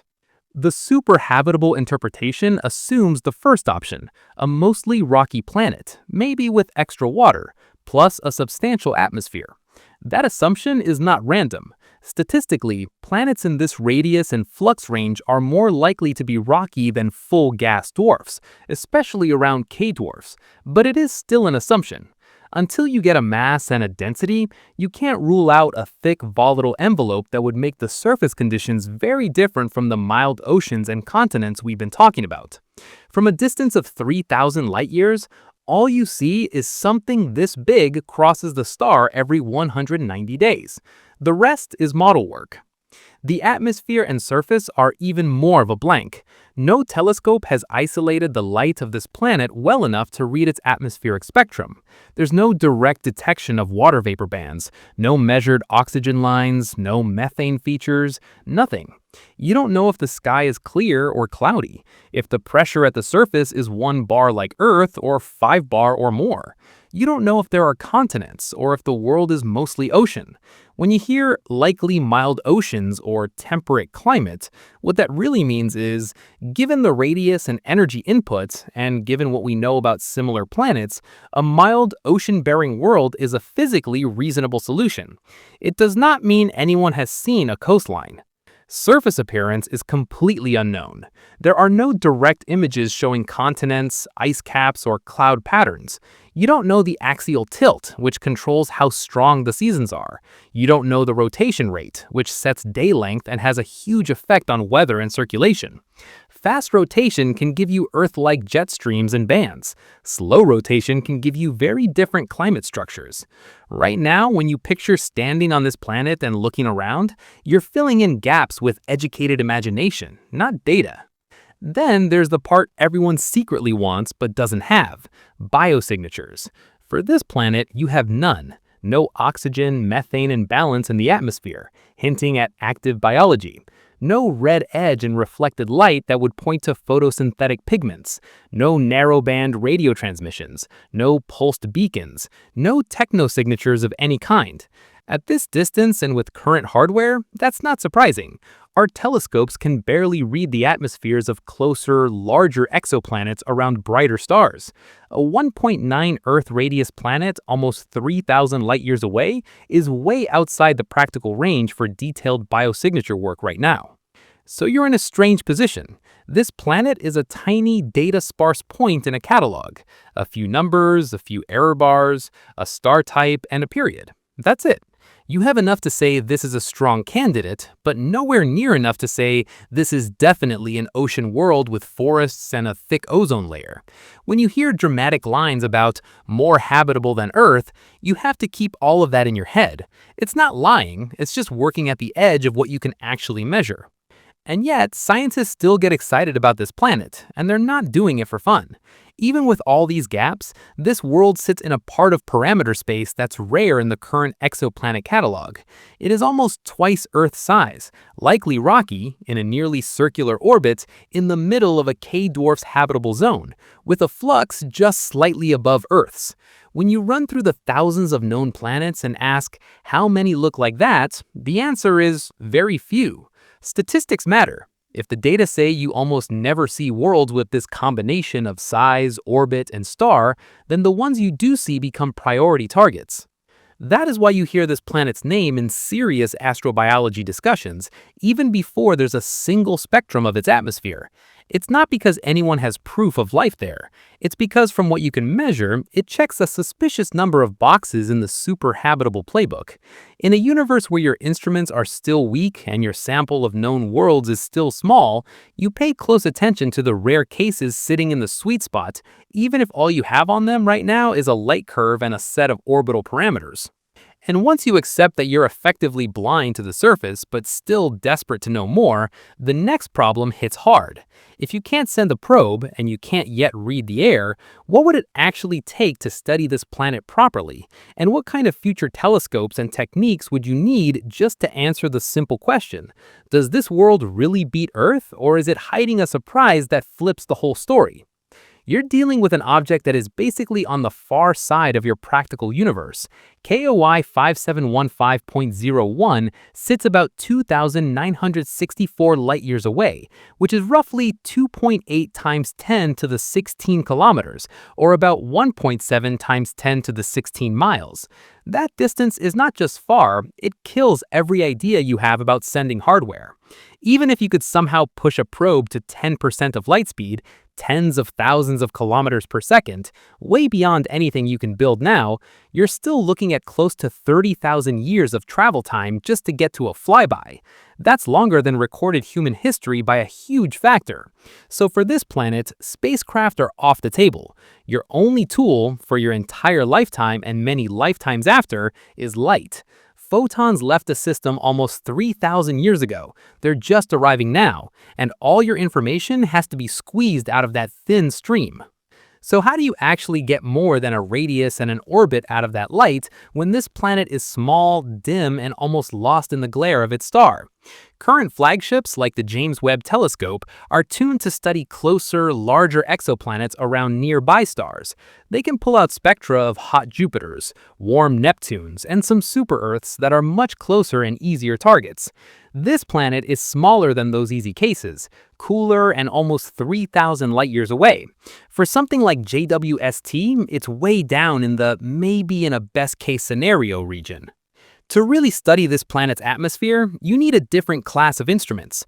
Think big space observatories with segmented mirrors 8, 10, or even 15 meters across, or massive ground-based telescopes in the 30 to 40 meter range with extreme adaptive optics.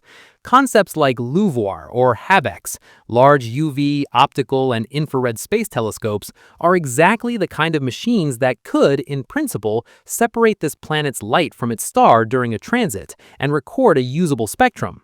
Giant ground-based observatories could try to do the same using very sensitive spectrographs and high-contrast imaging techniques. None of this is trivial. You're trying to detect the spectral signature of a planet that is a tiny dark dot against a relatively dim star, across thousands of light-years, with signals buried under noise from Earth's own atmosphere if you're on the ground. If you ever manage to get that spectrum, you're not just collecting a pretty rainbow, you're hunting for specific molecular fingerprints. Water vapor leaves strong absorption features at wavelengths around 1.4 and 2.7 micrometers in the infrared. Oxygen and ozone show up near 0.76 micrometers in the visible and in certain ultraviolet bands. Methane has characteristic features near 3.3 micrometers. Carbon dioxide has its own set of lines in the infrared. You're looking for the depth and shape of these features in the spectrum of starlight that has passed through or bounced off the planet's atmosphere. If you see water vapor plus carbon dioxide plus a stable temperature profile, that backs up the mild ocean world picture. If you see oxygen and methane together at significant levels, that's even more interesting because those gases destroy each other chemically, unless something, like life, keeps replenishing them. Combinations like that scream out of equilibrium, which is what you expect from a biosphere doing large-scale chemistry. Even if you can't get a perfect, high-resolution spectrum, there's more information in the light curve than just the star dims every 190 days. With very precise brightness measurements over the entire orbit, you can build what's called a phase curve.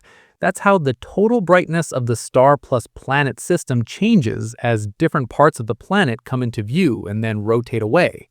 A bright, reflective day side with thick clouds will reflect more starlight when it's facing you. A darker, ocean-dominated hemisphere will reflect less.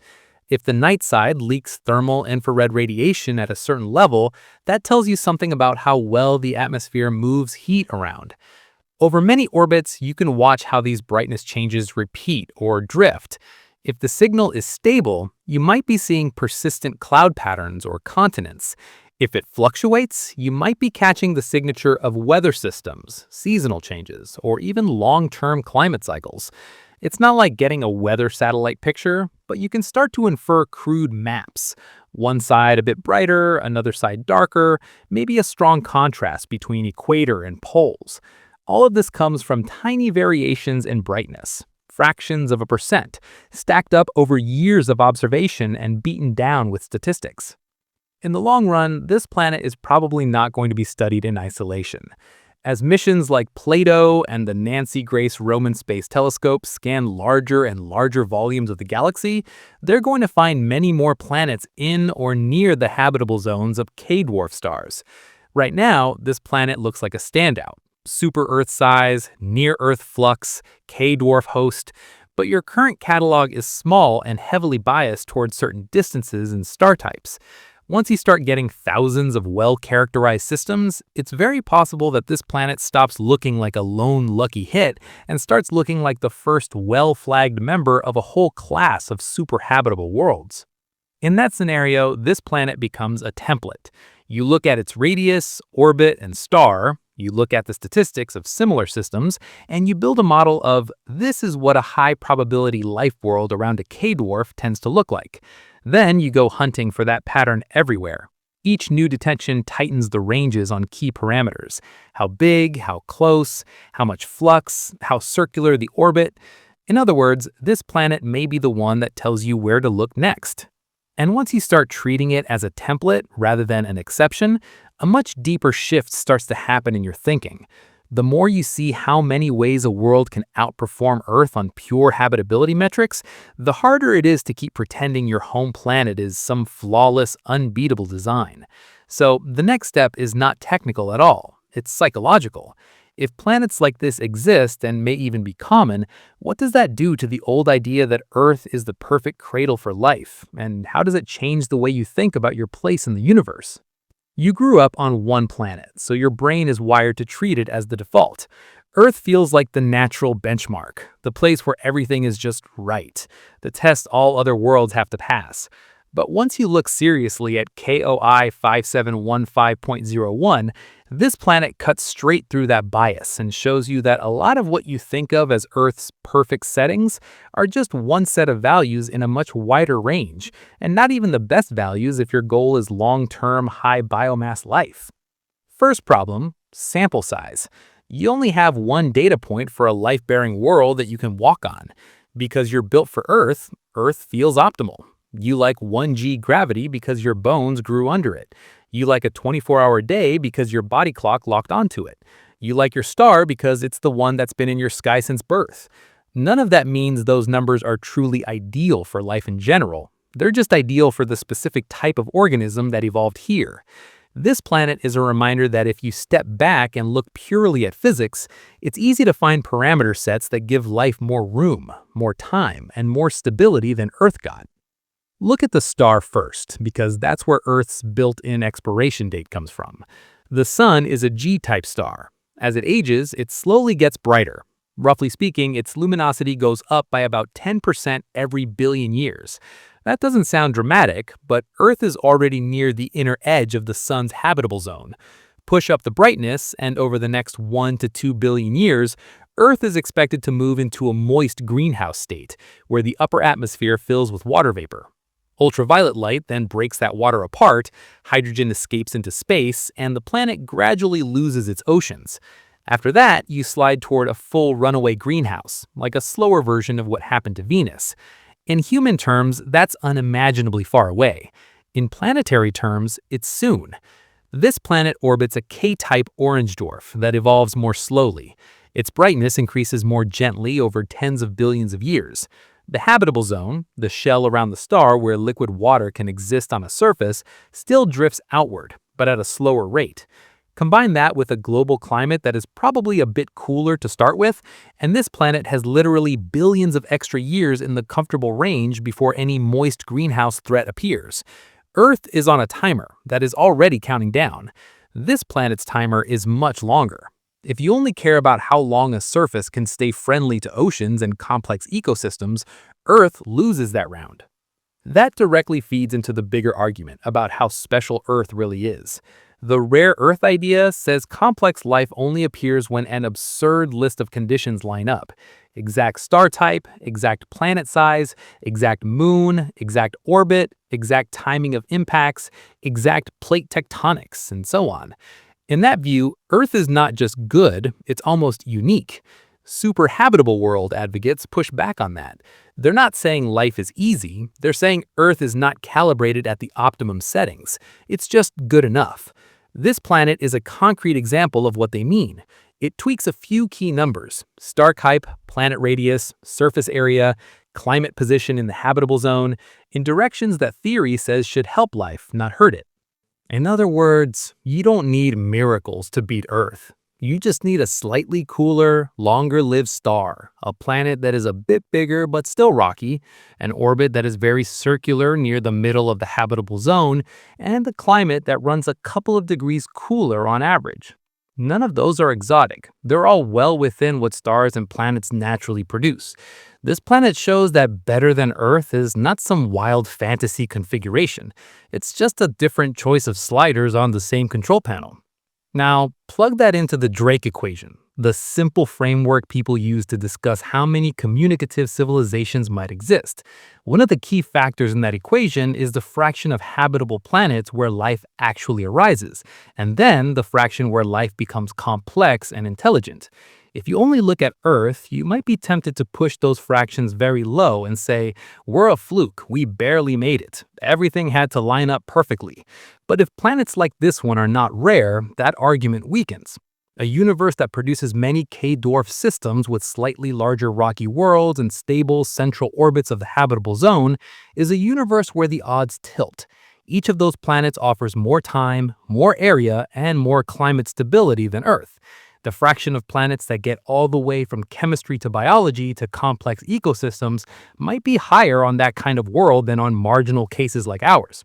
That doesn't magically make the galaxy crowded with radio beacons, but it pushes you away from the idea that your existence depends on an almost impossible chain of accidents. And this is where your whole way of talking about exoplanets has to change. For years, the default question has been, how close is this to Earth? Radius, period, star type, you tick them off and say, this is a good Earth analog, or this is not. That's an Earth-centric mindset, and it's understandable, but it hides the real issue. The better question, the one this planet forces you to ask, is how well does this world support long-term, diverse, high biomass life? Once you flip to that habitability-centric view, Earth no longer automatically wins. On stellar lifetime, this planet wins. On surface area for ecosystems, this planet wins. On likely climate safety margin against runaway greenhouse, this planet probably wins. On how long the system can keep oceans liquid on a surface under a stable sky, this planet wins by billions of years. Earth's main unique feature in this comparison is we know for a fact it has life. That is huge, but it's a detection fact, not a physics advantage. Seeing Earth as pretty good but not top tier is uncomfortable, but it's a more honest read of the data you have. It also opens up your search strategy. Instead of chasing perfect Earth twins around sun-like stars just because they feel familiar, you start deliberately targeting K-dwarf systems with super-Earths and tight circular orbits in the middle of the habitable zone.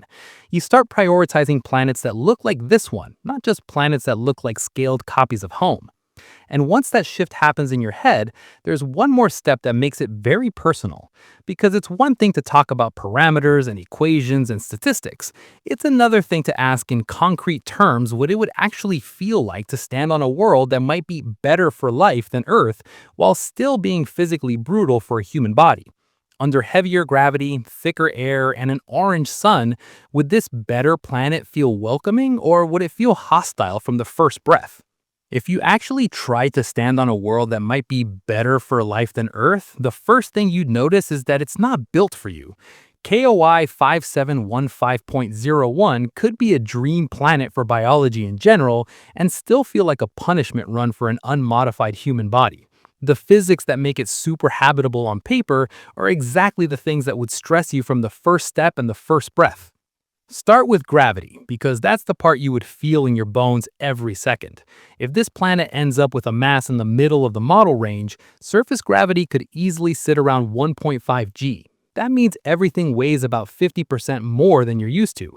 If you're 70 kilograms on Earth, you effectively feel like you're 105 kilograms here. Just standing up from a sitting position becomes a small workout. Walking feels like you're wearing a heavy backpack all the time. Running and jumping are suddenly expensive moves you don't want to waste on anything that isn't urgent. Your heart has to work harder to pump blood up to your brain. Veins in your legs are under more pressure. Joints take more load with each step, especially knees and ankles. Over days and weeks, your muscles would adapt and get stronger, assuming you don't injure yourself first. But the baseline effort never goes away. Over generations, if humans somehow stayed here, you'd expect bodies to shift. Average height would probably drop, bones would get denser, rib cages might change shape to support heavier breathing work. For native life, this is just a default. Plants, animals, anything that evolved here would be built around that gravity well, with stockier frames, stronger tendons, and movement styles that don't waste effort fighting upward. Then you get hit by the air. A 2 to 3 bar atmosphere made mostly of nitrogen with a good fraction of oxygen is entirely plausible for this planet. For you, it would feel like breathing at sea level but with the volume turned up. Each inhale would push against more resistance. Your chest would feel fuller, heavier. It's not instantly deadly as long as the oxygen fraction and pressure are in a safe combination, but it is a different baseline. High pressures change how gases dissolve in your blood.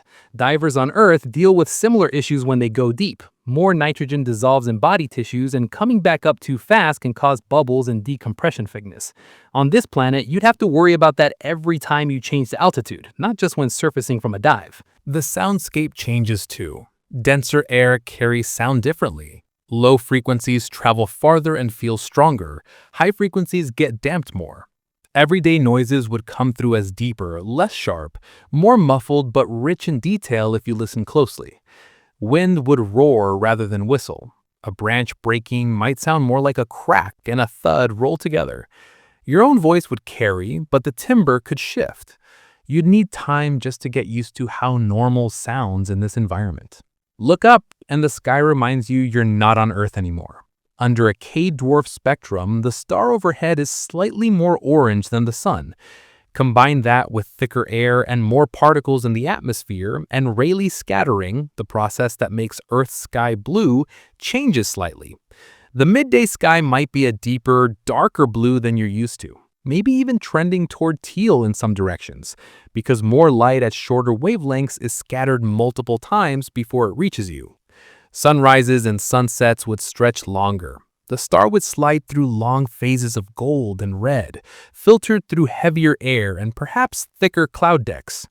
Twilight could hang on for a long time because denser air and more aerosols keep scattering light even when the star is low or just below the horizon. Now imagine the ecosystems that grow under those conditions.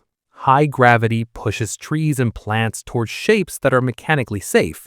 You don't get absurdly tall, thin trunks trying to reach for the sky. You get shorter, thicker growth, with wide root systems gripping the ground. Forests might feel dense and heavy, with squat trunks and strong branches close to the ground rather than towering canopies. Plant structures could prioritize strength and stability over height, because every extra meter up costs more energy to support against gravity. Animals face the same constraint. Long, spindly legs are a liability here. Bodies that are low to the ground with powerful, compact limbs are more efficient.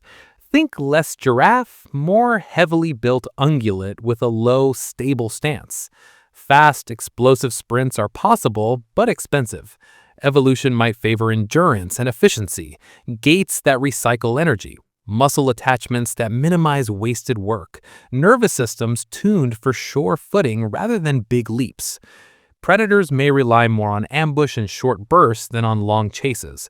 Prey animals might evolve better balance, stronger joints, and strategies that avoid having to run at all unless absolutely necessary. Flight doesn't disappear, but it changes. In denser air, wings can generate more lift at lower speeds, which is good, but gravity is stronger, which is bad. The balance between those two depends on how big and how dense the flyers are. You might see broad-winged gliding forms that use rising air currents and small flaps to stay aloft, rather than constant flapping like many birds on Earth. Wing shapes could be optimized for surfing the thick atmosphere, exploiting every thermal and updraft. Insect-like flyers might be incredibly agile at short range, but rarely travel huge distances. Larger flying animals would have to obey tight constraints on size and bone strength just to get off the ground. Even basic things like rain and storms feel different. Higher surface pressure and denser air mean clouds can hold and move a lot of water. Storms might be slower moving but carry massive amounts of rain. Winds near the ground might feel powerful but smooth because dense air pushes harder but also buffers sudden changes. Lightning would still happen if there are thunderstorms, but the visual and acoustic impressions would be biased by the thicker atmosphere. Thunder could roll longer and deeper, rumbling through the landscape instead of cracking sharply. And through all of this, the main twist is the one that should stick with you. More habitable doesn't mean comfortable for you. This planet could be objectively better for life in general by almost every physical metric.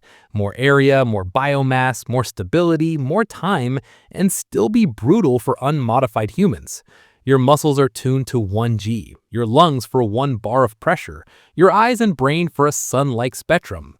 Habitability is not about what feels cozy to a human tourist.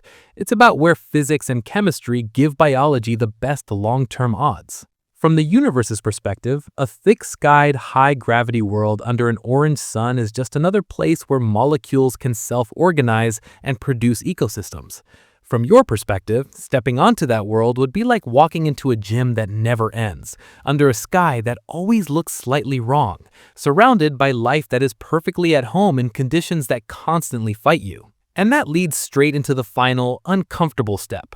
Once you realize Earth isn't top tier and that worlds like this one might actually be running richer biospheres, what does that say about your place in the wider league table of planets, and how does it change the way you look at your own world when you zoom back out? One planet should not be enough to change how you search an entire galaxy. But KOI 5715.01 does, because this planet shows you that chasing exact Earth copies is the wrong game.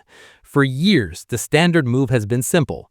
Look for a sun-like star, look for a planet about Earth's size at about 1 astronomical unit, and call that the prime target. This world tells astronomers to stop doing that.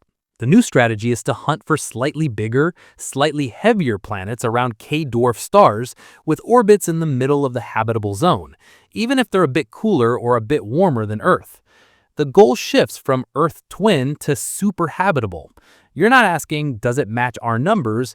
You're asking, does it give life more time, more area, and more stability than we got? Once you make that shift, your own planet drops a few ranks in the cosmic league table. You go from thinking of Earth as the pinnacle of habitability to seeing it as a decent mid-tier player.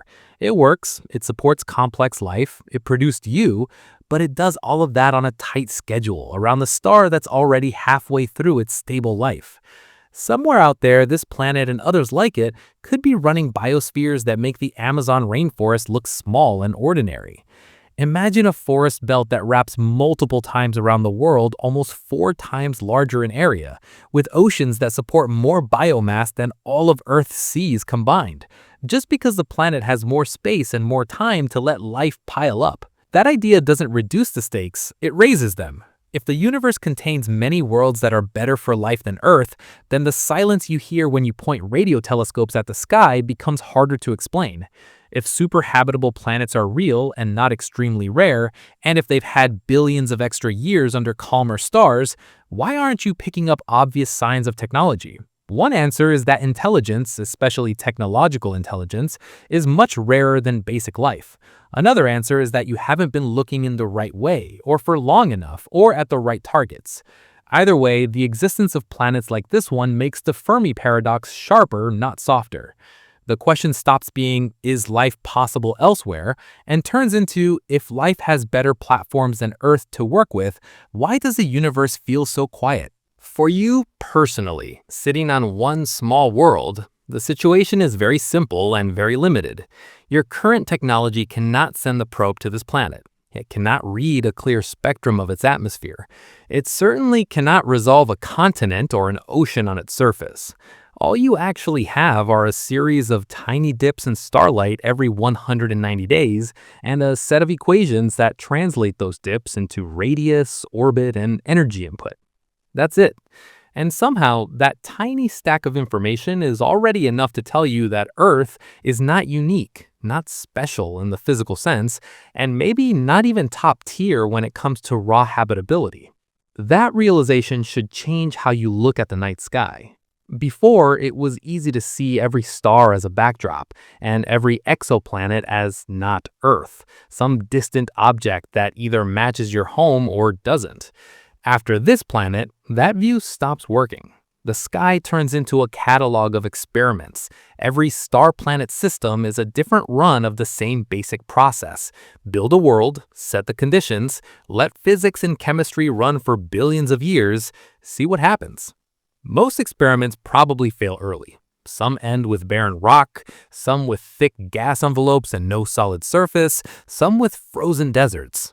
But a few, like this one, land in a configuration where the odds for life are not just acceptable, they're better than what you got here.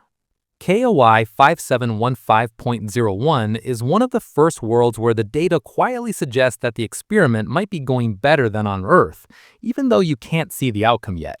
It has a star that lives longer than the sun, an orbit in the middle of the habitable zone, a size that boosts surface area and atmosphere retention, and an energy input that sits in a safe, adjustable range.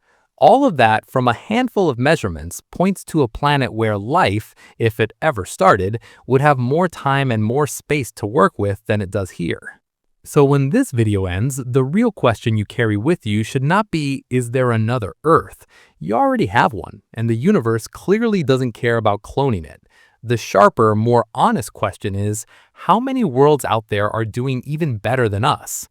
Because once you accept that Earth is not the top of the ladder, the search stops being about finding mirrors of home and starts being about finding the real champions of habitability. And this planet is one of the first clear hints of where those champions live. This video is for educational or entertainment purposes only, and information provided in the video may be incorrect. If you enjoyed the video, consider subscribing to the channel and like the video.